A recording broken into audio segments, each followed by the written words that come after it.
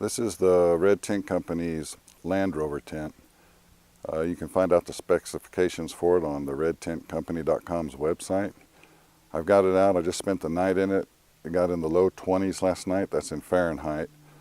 And it did fine. It did great. I had the G stove in it this time, and I'm just going to walk around and give a little tour of the tent and talk a little bit about it. And it's really a great tent. I've been wanting to get into it for a while, and I got a chance to do it this weekend, and here we are. So let's take a tour. So as you can see inside the tent, I used the G stove last night, which did great. It's a Norwegian-made tent stove. It's made out of stainless steel, got great welds on it.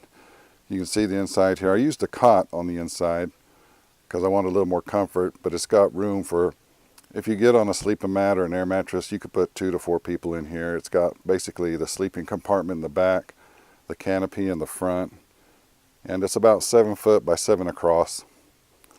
And it's really a great tent. And let me walk around here and show you the sides.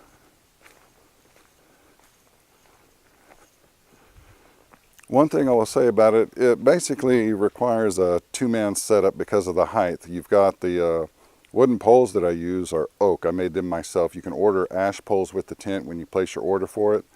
I opted not to do that just because of the shipping cost, because it comes from Germany. So I made my own poles, and it's 12 ounce, I think, canvas, heavy duty canvas, so it weighs quite a bit, and this is definitely a car camping tent. It's not something you could backpack up into the woods unless you had a mule or something. But it's a really nice tent. As you can see the sides, I have the mini campfire tent as well, and the principle's the same for both. They tie out in the back. They stake out with the cords on the back part of the tent. Then you go ahead and place the poles in the middle in the ridge pole. Then you pull it forward and stake out the front poles. So it's a pretty nice tent. Here's the back of it. It's got an angled back on it. It's good for shedding water. You can use it in the rain if you need to. It's treated canvas, so you're good there. Here's a view from the side. It's just a fantastic little tent. I love it a lot. But it does exactly what it's supposed to do.